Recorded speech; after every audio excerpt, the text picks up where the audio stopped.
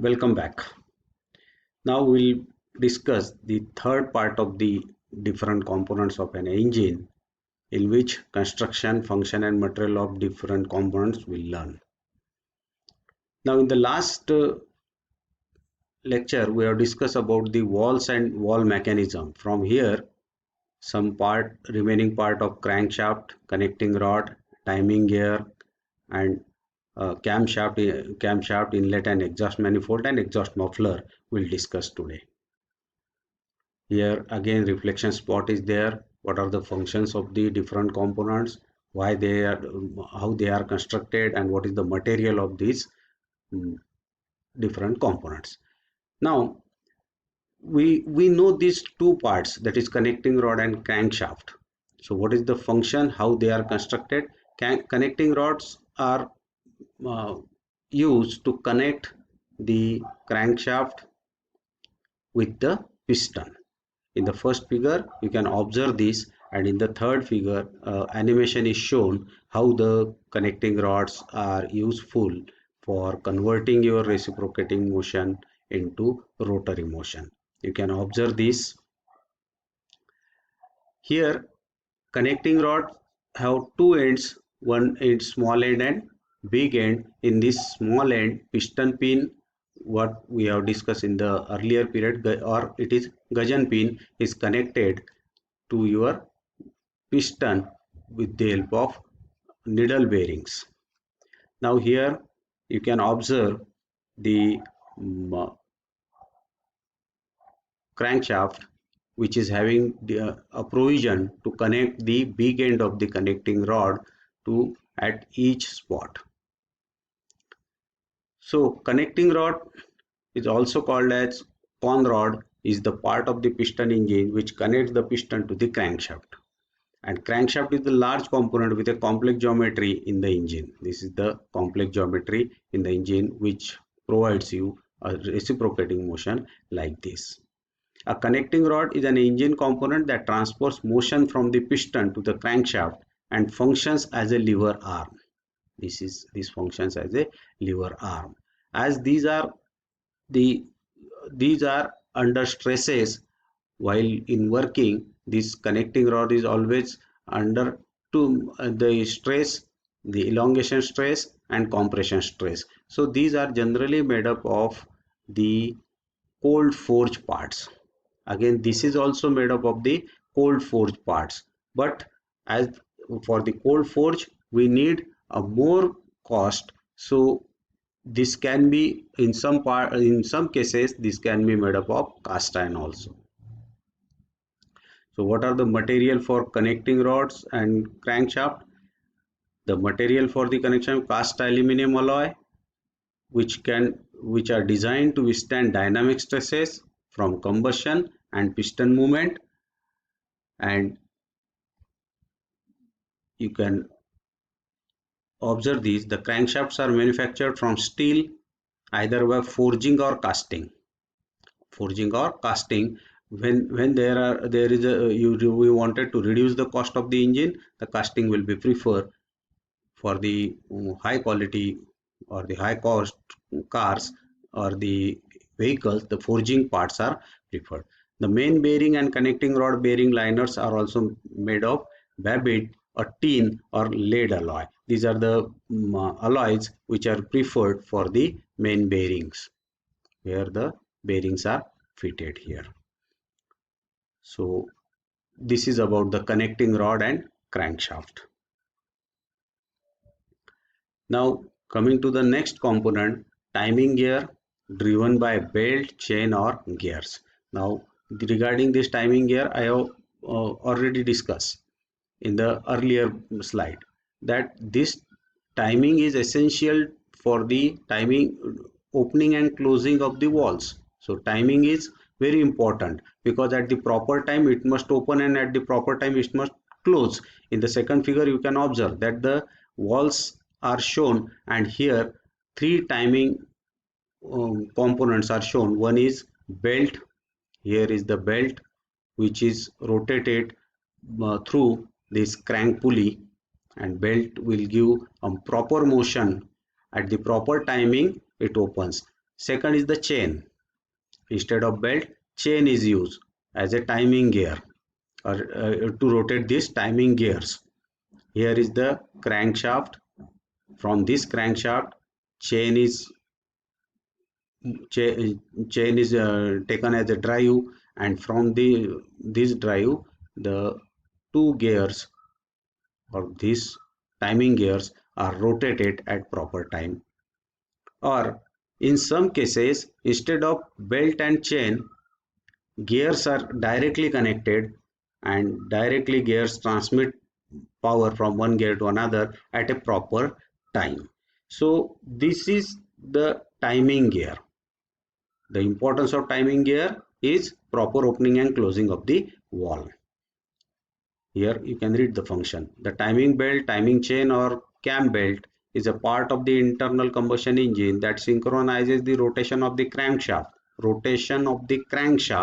and camshaft so that the engine's valves opens and closes at the proper time during each cylinder intake and exhaust torque. So this is the function of the timing belt.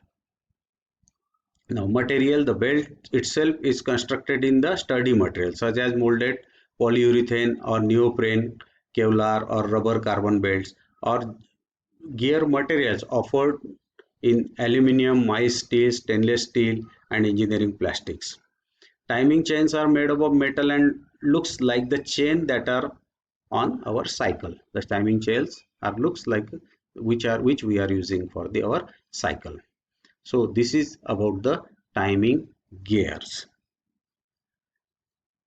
Now camshaft. Next element is the camshaft. What is the function of the camshaft? We have already discussed. The function of the camshaft is to operate the valves. Here you can find, you can see in this figure, the function of the camshaft is to operate the valves. Here the animation is also shown how the cam will push your followers.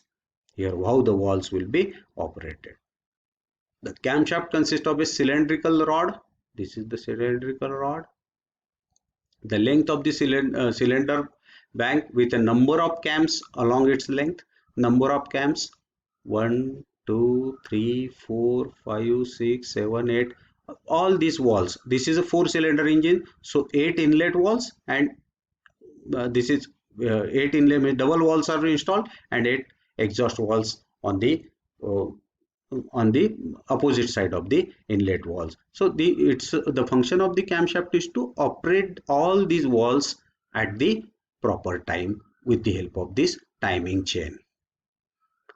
A camshaft is a rotating object usually made of metal that contains pointed cams, which converts rotational motion to reciprocating motion. Rotational motion because cam is rotating, and it converts your rotational motion into reciprocating motion by operation of the cam. Camshafts are used in internal combustion engine to operate the intake and exhaust. Camshafts are made up of steel or cast iron.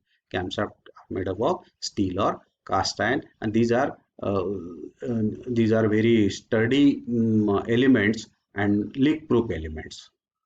So this is about the camshaft. Then inlet and exhaust manifolds. Inlet and exhaust manifolds. Inlet manifold. This is the figure of the inlet manifold. Here you can imagine, here the carburetor is there. From this carburetor, from a single carburetor to all 4 cylinders, the air fuel mixture is supplied. So this is called manifold. Total is called manifold. And from all 4 exhaust cylinders, all exhausts are connected to this all holes, and it is connected to your silencer like this. In this figure you can observe. So exhaust manifold, and this is inlet manifold on that side. So what is the function of the exhaust and inlet manifold? Is to supply. Inlet manifold supplies the air fuel mixture to the engine equally to all the cylinders, and the exhaust manifold collects the exhaust gases from all the cylinders, and it supplies to the silencer so that the exhaust gases will go out. Inlet manifolds are being manufactured from aluminum or cast iron, and exhaust manifolds are generally simple cast iron or stainless steel. So this is inlet and exhaust. Now what is Now in the silencer there is a one important element called the exhaust muffler. Sometimes it is also called as catalytic converter, because we cannot allow the gases, the burn gases, to go into atmosphere directly, because it has having too many restrictions on the environment point of view. So you, in the first figure you can observe that there is a silencer shown. In this silencer there is a big element at the center. This is called the exhaust muffler. In the cut section you can is observe that in the exhaust muffler, see the pipes are molded like this, and some holes and some porous material is placed inside this. This is called catalytic converter. What is the function of the catalytic converter or the exhaust muffler? That it reacts on your exhaust gases and converts your gases, the harmful gases, into green gases. Means CO2, CO2 and H2 can be reacted in this catalytic converter, and it forms a H2O. H2O, that is water, in the form of water. So water is not harmful to the atmosphere. So like that, NOx can be absorbed in the diesel engine. So you can observe that a muffler is a part which is important as far as the atmospheric concern is concerned. Also, there is a second function of the muffler, that it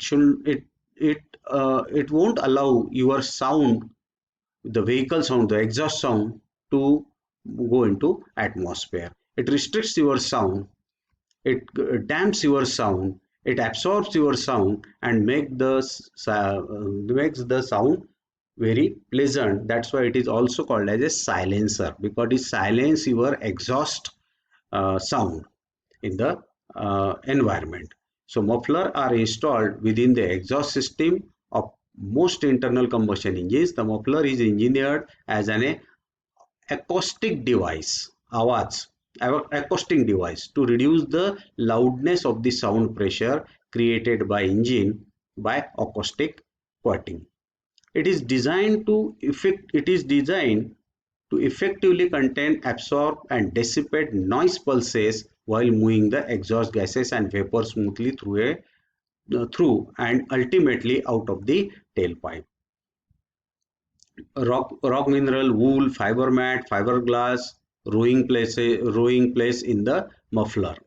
So exhaust pipe is usually made of steel, but can be aluminized steel tubing or stainless steel, which lasts longer due to its corrosion resistance, because in the exhaust pipe it's installed on the bottom side of the engine, and it is always in contact with the air, mud, water and all the particles which are on the road. So it is the due care should be taken regarding the corrosion. So this is all about the different components of the automobile. Thank you for watching this. I think I expect that you learn something from these lectures. Thank you.